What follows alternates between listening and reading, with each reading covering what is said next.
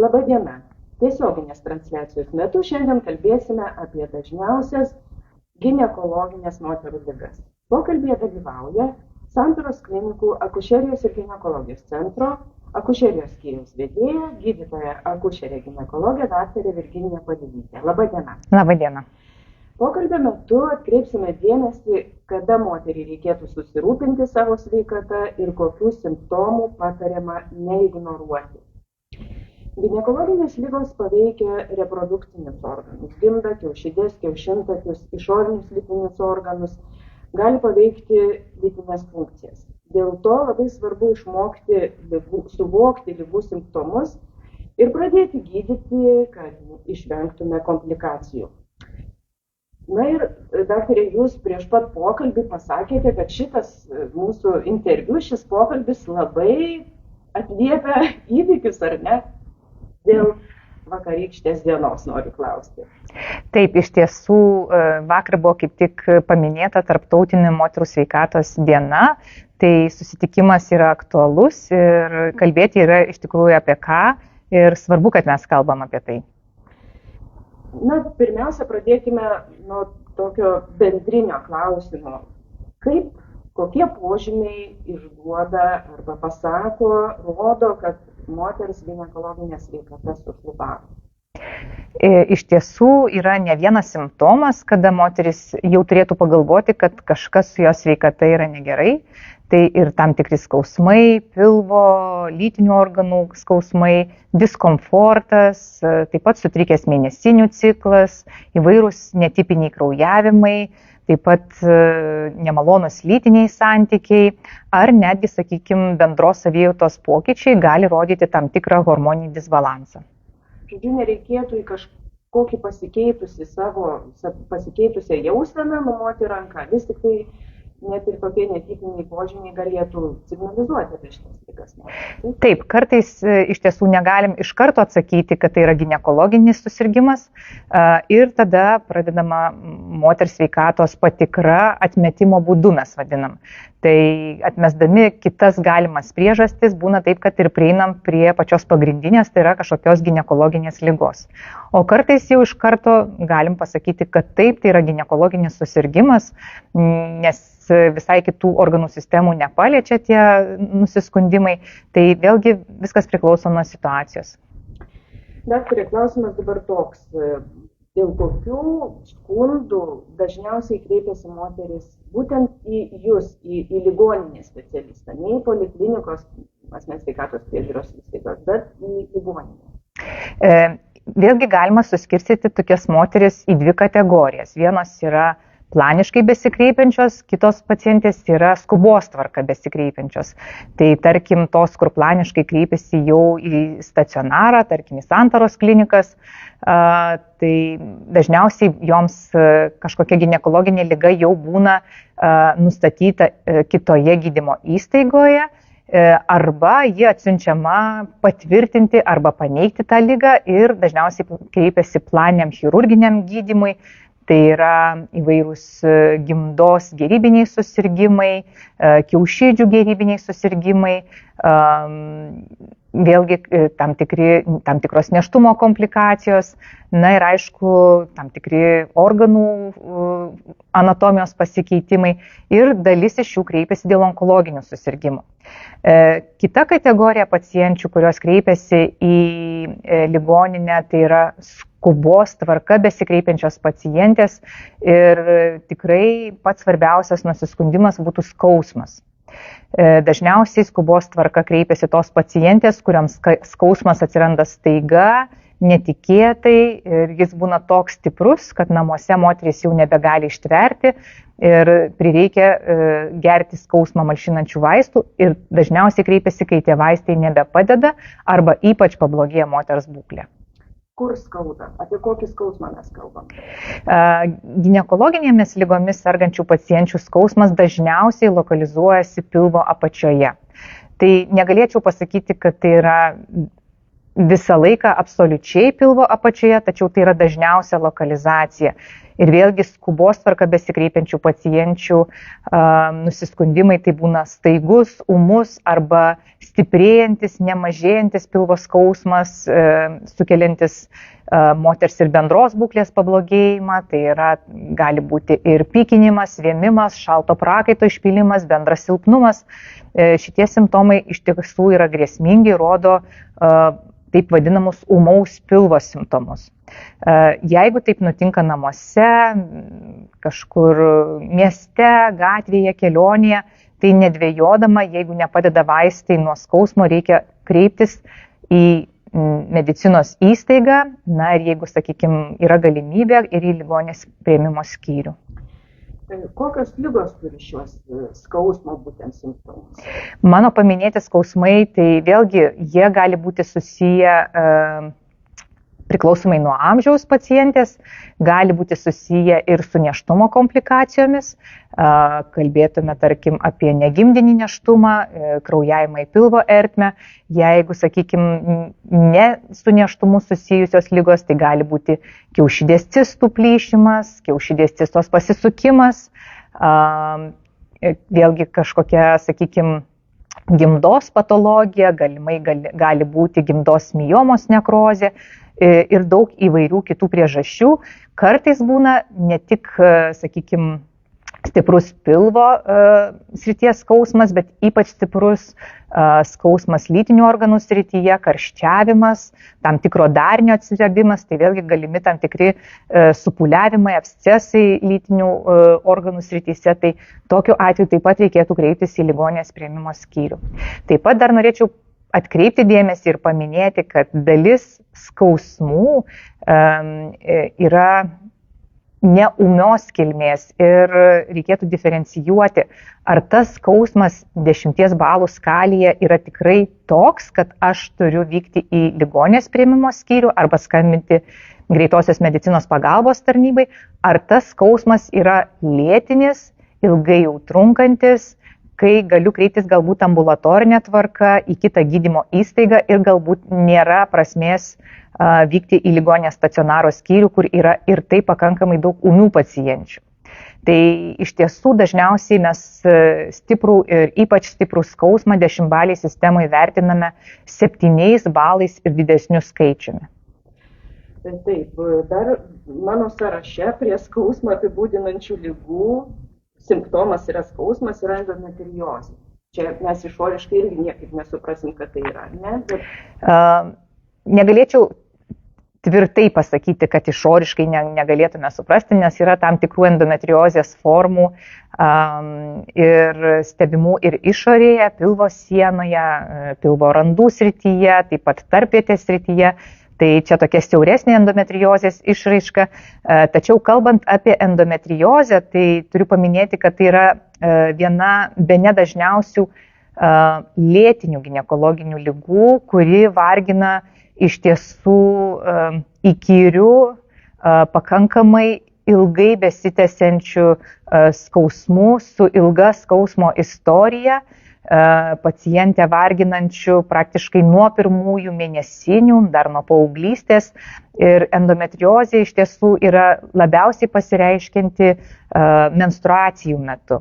Tai kalbant apie endometriozę ir, sakykime, skubų kreipimas į ligoninės priėmimo skyrių, tai vėlgi tai dažniausiai būna pasisukusi kiaušidės cista, plyšus endometrioidinė cista, arba tam tikri lėtiniai skausmai, tačiau ypač sustiprėjantis mėnesinių metu, taip pat gali moters būklę tiek pabloginti, kad išprovokuoti netgi vykimą į ligoninės priėmimo skyrių. Taip, ir aišku, čia paminėjote daugybę ligų ir jų lydinti simptomą skausmą, tačiau norėtųsi prašyti jūsų gydymo klausimą aptarti. Tiesiog atvyksta moteris su skausmu į gydymo įstaigą ir... Atvykus pacientei į gydymo įstaigą mes tikrai negalim aklai patikėti, kad skauda būtent ten, o ne kitur. Tai visada yra moteris ištiriama, yra įvertinami jos gyvybiniai rodikliai, tai yra ir pamatuojama ir temperatūra, ir pulsas, ir kraujospūdis. Tie rodikliai padeda mums diferencijuoti, kaip skubiai šiai pacientiai reikia suteikti pagalbą. Nes tarkim, jeigu yra visiškai stabili pacientės būklė, galbūt mes galim ilgiau daryti tam tikrus tyrimus, ilgiau laukti tyrimo atsakymų, tačiau kai kurios situacijos verčia ypač skubiai, praktiškai net per valandą suteikti pacientai būtinąją pagalbą, nes skausmo kilmė tai gali būti ir stiprus staigus kraujavimas į pilvą, ir labai stiprus uždegiminis procesas kiaušidžių, gimdos priedų srityse, taip pat gali būti plyšusi ar apsisukusi kiaušidė su tam tikrų cistiniu dariniu, kai išgelbėti kiaušidę taip pat reikia, sakykime, atlikti skubę operacinę intervenciją. Tai pirmiausia, gyvybiniai rodikliai padeda mums apsispręsti, kaip skubiai reikia šią moterį apžiūrėti, ir atliekama ginekologinė apžiūra, taip pat neišvengiamai ir visada greta ginekologinės apžiūros tenka atlikti ir mažo dubens echoskopiją. Tai yra įvertinti gimdą, kiaušidės, gimdos priedus, taip pat apžiūrėti ir gimdos kaklelį, išskyras, tuos dalykus, kuriuos kiekvieną dieną vertina akušeriai ginekologai. Be šitų tyrimų kartais reikia atlikti ir kraujo tyrimus. Skubos tvarka kraujo tyrimai taip pat atliekami priėmimo kambaryje. Irgi, kai kraujo tyrimai padeda mums vertinti, ar šiai pacientai pakaks ambulatorinio gydymo, ar šiai pacientai reikės stacionarinio gydymo, ar šiai pacientai reikės ir chirurginio įsikišimo. Taigi tikrai visas spektras tyrimų yra atliekamas. Kartais, kai neužtenka mano paminėtų tyrimų, atliekama ir daugiau išsamesnių radiologinių tyrimų, gali būti atliekama ir pilvo organų kompiuterinė tomografija, gali būti atliekamas ir magnetinio rezonanso tyrimas, taip kad kartais įjungiam ir kitų specialistų konsultacijas, jeigu negalim iš karto nustatyti diagnozės, tačiau pacientės būklė verčia mums imtis skubių veiksmų. Skubi chirurgija. Taip. Yra vienas iš pasirinkimo, tarkim, negimdinio nėštumo atveju ar kažkokiais. Taip, negimdinio nėštumo atveju, vėlgi jeigu yra kartu esantis ir kraujavimas į pilvo ertmę, blogėjanti bendra pacientės būklė, tai negimdinio nėštumo atveju, esant tokiai sunkiai situacijai, vienintelė gyvybę gelbstinti operacija tai yra laparoskopija ir kraujavimo stabdymas, negimdinio nėštumo audinių pašalinimas. Taip, su skausmu kaip ir susitvarkėme. Dabar kita grupė negalavimų yra susijusi su mėnesinių ciklo sutrikimais. Kas juos sukelia? Kada tai jau yra sutrikusi ta mėnesinių ciklo tvarka? Na, iš tiesų dauguma pacienčių tikrai seka savo mėnesinių ciklą. Jeigu anksčiau moterys tam stebėjimui naudodavo paprastus popierinius kalendoriukus, tai šiai dienai dauguma moterų turi išmaniasias programėlės savo telefone ir galiu tikrai pasidžiaugti, kad bene kokie 95% pacienčių gali pasakyti savo paskutinių mėnesinių datą, gali pasakyti, kiek į dienų kraujavo, koks kraujavimo gausumas, kokie šalia simptomai buvo. Ir jos iš tiesų labai tvarkingai ir taip kruopščiai žymi savo mėnesinių ciklus. Tai reikėtų atkreipti dėmesį į tai, jeigu staiga netikėtai iki šiol buvęs tas reguliarus mėnesinių ciklas ėmė ir sutriko. Tai yra, atsirado kraujavimas vidury ciklo, arba užsitęsė tos mėnesinės, arba vietoj įprastų mėnesinių kraujavimas tapo ypač gausus, su krešuliais, su ypač stipriu skausmu. Tokie kraujavimai, kartais mes vadinam juos ir nenormaliais kraujavimais. Jie taip pat priskiriami mėnesinių ciklo sutrikimams. Taip pat reikėtų atkreipti dėmesį, jeigu mėnesinės dingo. Ši situacija vėlgi priklauso nuo moters amžiaus ir jeigu mėnesinės dingo, tarkim, brendimo laikotarpiu, norėčiau paminėti, kad brendimo laikotarpiu pirmuosius porą metų nuo pirmųjų mėnesinių ciklai tikrai gali būti nereguliarūs, tai mes tikrai to nelaikytume kažkokia patologija. Vėlgi toliau, jeigu mėnesinės sutriko reprodukcinio amžiaus moteriai, tai įsivertinti reikėtų, galbūt mano gyvenime kažkas pasikeitė. Tai yra, aišku, visada Pirmas dalykas tai atmesti netikėtą nėštumą, bet jeigu to nėštumo nėra, tai tokius sutrikimus gali sukelti pasikeitęs gyvenimo būdas. Tarkim, moteris pradėjo sportuoti, neteko labai didelio svorio kiekio, moteris buvo išvykusi, galbūt pasikeitė klimato zona, netgi laiko juostos pasikeitimas gali sukelti mėnesinių ciklo sutrikimus. Ir dar viena priežasčių grupė tai yra hormonų disbalansas arba kiaušidžių cistos. Jos iš tiesų taip pat, ypač hormonės kiaušidžių cistos, gali sukelti mėnesinių ciklo pasikeitimus. Kada reikėtų kreiptis į ligonės priėmimo skyrių, tarkim, sutriko mano mėnesinės, keletą mėnesių nebuvo, moteriai, tarkim, yra 49 metai, keletą mėnesių nebuvo ir staiga štai pradėjo man vėl atsirado kraujavimas ir tas kraujavimas jau tęsiasi apie savaitę ir kuo toliau, tuo jis gausesnis ir jau aš blogai jaučiuosi, jaučiu bendrą silpnumą, jėgų neturėjimą, nuovargį, mieguistumą, man jaučiu širdies plakimą. Tai rodo, kad moteris iš tiesų jau netenka pakankamai didelio kiekio kraujo, o kartais jas netgi išgąsdina labai stiprus kraujavimas iš gimdos ir kartais tokio moterim reikia atlikti skubų kraujavimo stabdymą chirurginiu būdu, tai yra atlikti gimdos ertmės abraziją. Taigi perimenopauziniu laikotarpiu į priėmimo skyrių labai neretai kreipiasi pacientės dėl būtent perimenopauzinio gausaus kraujavimo. Taip, tai žodžiu, šito simptomo ligos taip pat yra jūsų dėmesio centre ir amžiaus tarpsnis moterų yra nuo paauglystės iki pat, taip sakant, gyvenimo saulėlydžio, todėl kad, tarkim, pacientė jau 10 metų yra menopauzėje ir jai staiga atsirado kraujavimas.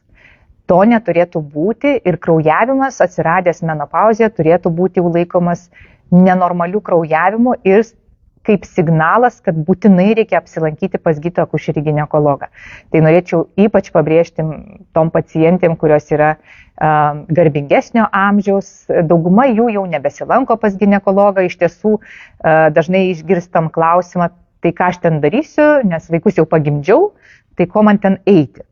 Tai ir mėnesinių jau nebeturiu. Ir jos būna, kad neatkreipia dėmesio į negausų, iš niekur nieko atsiradusį patepimą, pakraujavimą, vienas epizodas, kitas epizodas. Na ir moteris galvoja, jeigu gausiai nekraujuoja, tai gal aš niekur ir neisiu. Tačiau menopauziai bet koks kraujavimas vis tik tai neretai yra susijęs su onkologiniu susirgymu ar iki vėžinė būklė. Todėl būtinai į šitos simptomus turėtų moterys atkreipti dėmesį, jeigu iki tol nebuvo jau mėnesinių, keletą metų atsiradus kažkokiam naujam epizodui kraujavimo, būtinai užsirašyti pas gydytoją akušerį ginekologą, nes anksti pastebėtas ir anksti nustatytas iki vėžinis ar vėžinis susirgymas gali būti pilnai išgydomas ir moteris gali toliau kokybiškai gyventi.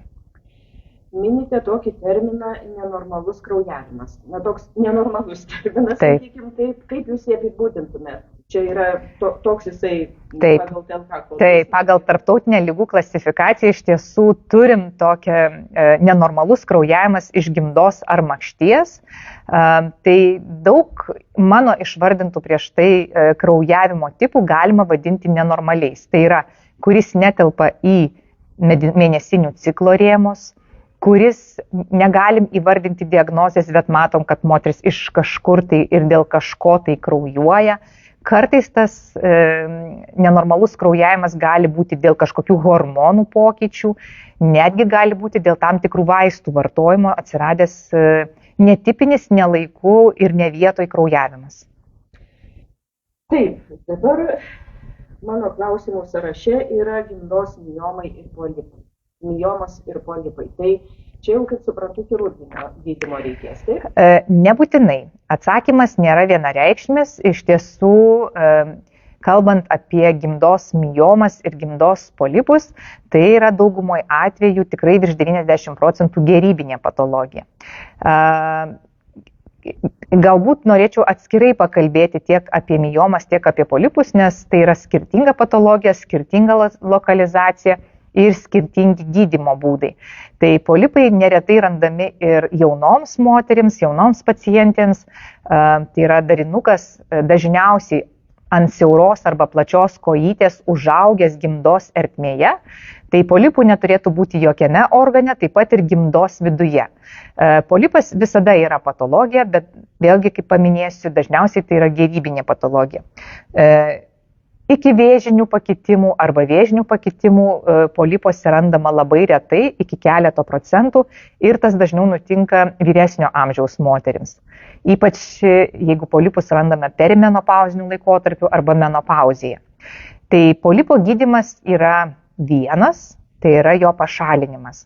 Pašalinus polipą jis visada ištiriamas histologiškai, tačiau ar kiekvienai pacientai reikia šalinti polipą, tai klausimas yra atviras, nes viskas priklauso nuo pacientės amžiaus, nuo polipo dydžio, nuo simptomų buvimo, nes jaunom pacientėm polipai dažniausiai sukelia gausesnius kraujavimus, nenormalius kraujavimus, tai yra kartais iš niekur nieko gali pakraujuoti, nes polipas vėlgi didina gimdos gleivinės kraujavimo paviršių, jo paviršiuje gali būti užaugę tam tikra dalis gimdos gleivinės ir ta dalis yra nestabili, dėl to kartais atitrūksta ir pakraujuoja. Tai jeigu jaunai pacientai mes nustatom gimdos ertmės polipą, tai turėtume įvertinti, ar tikslinga jai atlikti operacija. Operacija vadinasi histeroskopija, tai yra gimdos ertmės apžiūrėjimas su kamera ir, jeigu reikia, tam tikrų operacinių manipulacijų atlikimas. Tai vienom pacientėm, kurios yra negimdžiusios, neturinčios nusiskundimų, kurioms nustatom visiškai mažą endometrimo polipą, galim konservatyviai stebėti ir keletą metų. Toms pacientėms, kurioms pasireiškia labai gausios mėnesinės, kurioms yra labai stiprus skausmai mėnesinių metu, kurios iš tiesų turi simptominius polipus, rekomenduojama juos šalinti ir yra atliekama histeroskopija, dažniausiai planinė operacija, dažniausiai tai yra dienos chirurgija, tai yra pacientai nereikia gulėti keletą dienų ligoninėje, dažniausiai atvyksta pacientės rytiniai dienos daly ir po pietų yra išrašomos. Trumpalaikė nejautra ir labai greitas atsigavimas po šios operacijos.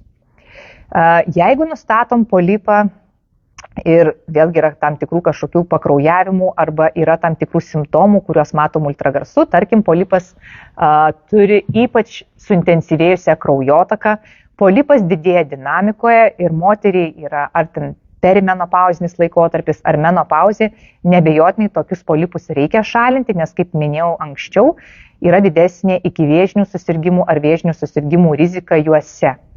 Tai vėlgi ta operacija tokia pati, tai yra histeroskopija, minimali chirurgija, iš tiesų nereikia moterims bijoti histeroskopijos, nes viena paprasčiausių ginekologinių operacijų, nepaliekanti randų, nepaliekanti žymių ir moteris labai greitai atsigauna po šios operacijos. Dabar kalbant apie miomas, tai viskas priklauso nuo miomos dydžio, nuo miomos lokalizacijos, nuo jos tipo ir nuo jos augimo greičio ir nuo to, kokius simptomus jis sukelia. Nes miomų yra įvairių, jeigu kalbėti tokiais jau daugiau ginekologiniais, moksliniais terminais, tai yra gimdos pogleivio miomos, kurios susiformuoja panašiai kaip polipai, bet ne polipo kilmės audinys, susiformuoja gimdos ertmėje. Tai susiformuodamos gimdos ertmėje, jos taip pat didina kraujavimo paviršių. Pati mioma dažniausiai neišnyksta, kartais tokios miomos užauga ant kojytės, ir gali organizmas ir pati gimda stengtis ją išstumti. Tai va čia jau būtų tokia ekstrinė situacija, mes vadinam ją gimstančią miomą. Kartais labai retai, bet pasitaiko tokių situacijų, kai moteris galėjo žinoti prieš tai, galėjo nežinoti, tačiau atsirado labai stiprus skausmai pilvo apačioje, sąryminio pobūdžio panašus į gimdymą, atsirado netipinis kraujavimas ir atvykus pacientei į priėmimo skyrių, mes diagnozuojam gimstančią miomą. Tai vėlgi tų gimstančių miomų dydžių taip pat yra įvairių, bet čia pakankamai reta patologija. Dažniausiai tas pogleivio miomas mes taip pat šalinam histeroskopijos būdu ir beveik visada pogleivio miomas reikia šalinti, nes jos dažniausiai ir pasireiškia gausiu kraujavimu ir jos dažniausiai sukelia simptomus, kaip sakant, kontrastingai nei kitos miomos. Tai kitos miomos gali augti gimdos raumeny, jos vadinamos intramuraliniam arba gimdos paviršiuje, vadinamos subseroziniam. Tai tų miomų tipai ir lokalizacija šitoj vietoj turi didelės reikšmės, ar reikia jas operuoti ar nereikia. Šiaip miomų turi moterų apie 50% ir įvairaus dydžio. Na ir jeigu moteris turi be simptomų, intramuralinę ar subserozinę miomytę 3-4 cm, kuri nesukelia jai jokių simptomų, nesukelia spaudimo reiškinių, nesukelia gausių kraujavimų, ją iš tiesų reikia tik stebėti. Tik visom moterim, kurios turi miomas, norėčiau paminėti, kad apsilankymai pas ginekologą turi būti reguliarūs. Negalim keletui metų netlikti šios pareigos savo, mes turim žiūrėti, kaip mano mioma laikosi, ar kelios miomos, ar ji nedidėja, nes greitai augančios miomos vėlgi yra šiek tiek grėsmingesnės nei tos, kurios keletą metų nekeičia savo dydžio. Tai greitai augančios miomos šiek tiek rodo, kad gali būti šitas darinukas ne visai gerybinis ir mes labiausiai norėtume išvengti paties, sakykime, sunkiausio susirgymo, tai yra gimdos sarkomos. Tai kartais, jeigu matom greitai augančią miomą arba moteriai labai greitai atsiranda pilvo spaudimo reiškinių arba labai miomos struktūra yra netipinė, tai tokias miomas mes stebim labai intensyviai, darom papildomus tyrimus ir tikrai bandom diferencijuoti, ar tai nėra piktybinis susirgymas gimdos sarkoma. Šiaip mioma, dar norėčiau paminėti, iš tiesų yra iš gimdos raumens susiformavęs gerybinis navikas, dažniausiai neturintis kažkokios klinikinės eigos, jeigu nedidelė mioma, bet jeigu didelė mioma, tai ji gali sukelti ir spaudimo reiškinius, ir ryškę mažakraujystę, ir labai gausias mėnesinės. Ir tikrai kartais nustebina pacientės, kurios atvyksta į priėmimą dėl pilvo skausmų ir tu randi, tarkim, kokių 15 cm gimdos miomą. Na ir tu paklausi, o tai kada jūs buvote pas ginekologą paskutinį kartą, tai kiek čia laiko jau ta mioma, tai pacientė negali atsakyti į šį klausimą ir sako, tai kokių 10 metų nebuvau. Iš tiesų, turint miomas, reikia minimaliai kartą per metus būtinai nueiti apžiūrai ginekologą. Taip, nuostabi žinutė pacientėms, kad šį gydytoją, akušerį ginekologą reikia turėti savo užrašų knygutę ir registraciją kasmet turi būti. Apie išorinių lytinių organų uždegimus ir kaip jie pasireiškia. Išorinių lytinių organų uždegimai, aš galėčiau pasakyti, turbūt yra bene dažniausia diagnozė, dėl kurios kreipiasi pacientės. Ir vėlgi tai yra įvairūs makšties uždegimai, makšties prieangio, lytinių lūpų, kartais ir gimdos kaklelio. Neretai pacientės tą vadina pienligė. Norėčiau dar pasakyti, kad labai daug kalbėjom apie pakankamai sunkias patologijas, dėl kurių moterys kreipiasi į priėmimo skyrių. Ir kartais būna taip, kad pacientė atvyksta į priėmimo skyrių ir jausdama labai stiprų diskomfortą lytinių organų srityje ir sakydama, kad tai čia mano ekstrinė situacija. Tai norėčiau pasakyti, kad šios ligos yra įprastai gydomos ambulatoriškai, tikrai ne ligoninės priėmimo skyriuose. Ir tai, kadangi yra pakankamai dažnas susirgimas, dažnas nusiskundimas, pacientės, nesakau, kad turėtų užsiimti savigydą, tačiau tikrai gali laukti vizito.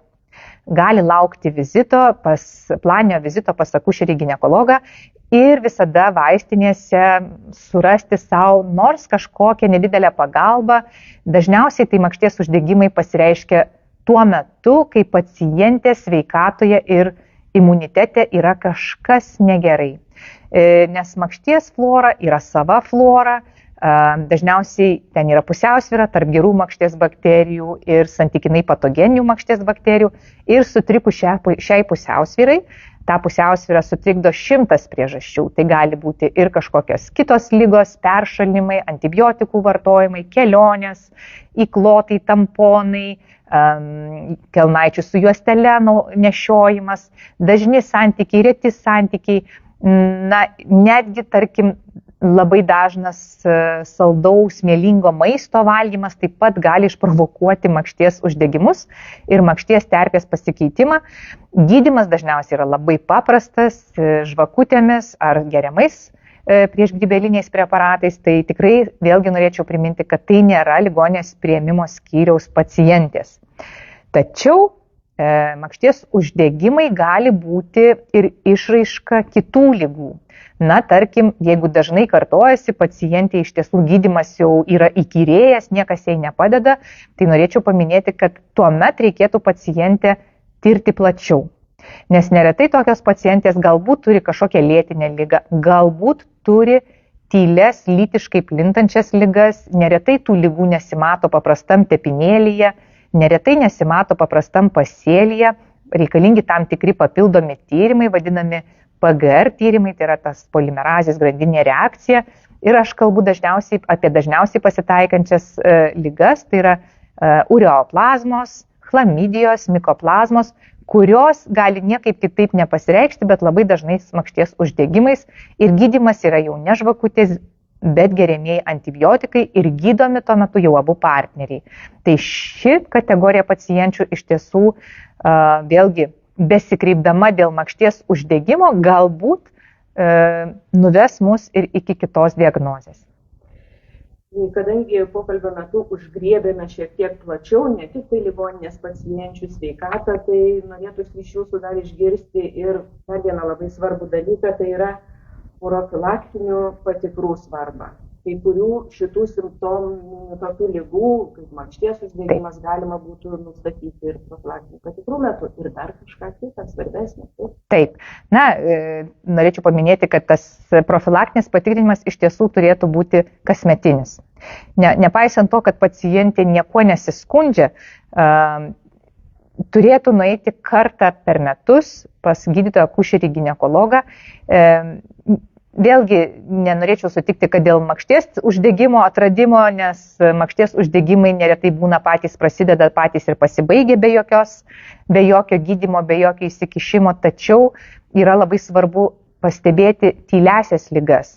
Tai tyliosios ligos pačios baisiausios tai yra onkologiniai susirgymai, tai vėlgi nors ir kokia be būtų nemaloni ta ginekologo apžiūra, tačiau kitaip mes ir negalėsime įvertinti moters gimdos kaklelio, gimdos, kiaušidžių ir dalis tų piktų ligų, tarkim gimdos kaklelio vėžys arba ikivėžinės būklės, kiaušidžių vėžys, gali prasidėti labai tyliai be simptomų.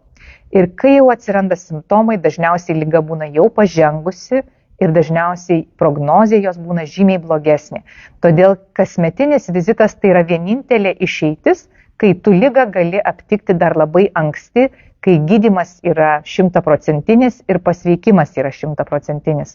Todėl kiekvienai moteriai tikrai skatinčiau nepamiršti rūpintis savo sveikata, į savo, kaip jūs sakot, užrašų knygutę įsirašyti kasmetinį vizitą tiek pas stomatologą, tiek pas gydytoją akušerį ginekologą, Lietuvoje turbūt ir pas dermatologą, dėl odos būklės įvertinimo, ir pagal kitas sveikatos būklės pas kitus specialistus. Labai svarbu paminėti, kad Lietuvoje yra ir valstybinės programos ir gimdos kaklelio vėžio prevencijos programa, tai yra viena skirta pacientėms nuo 25 iki 35 metų, kai atliekamas gimdos kaklelio tyrimas kas 3 metų, ir kita nuo 35 metų iki 60 metų pacientėms, kai atliekamas žmogaus papilomos viruso tyrimas kas 5 metus. Tai į šias programas tikrai labai skatinčiau nuvykti. Jeigu pacientė galvoja, kad jai reikėtų eiti tik į programinius vizitus, nes dalis pacienčių taip galvoja.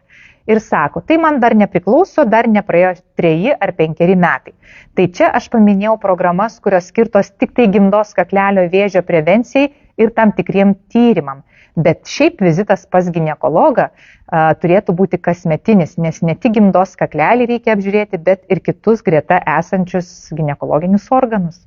Jei viskas gerai, tai kartą per metus. O jeigu kažką jaučia? Taip, jeigu tai yra viena grupė pacienčių, tai yra profilaktiniai vizitai ir galiu pasakyti, kad tikrai daug pacienčių iš tiesų tampa sąmoningesnės ir pastebi, kad tikrai ateina daug tų pacienčių ir sako, na, aš nieko blogo nejaučiu, atėjau kasmetiniam profilaktiniam patikrinimui.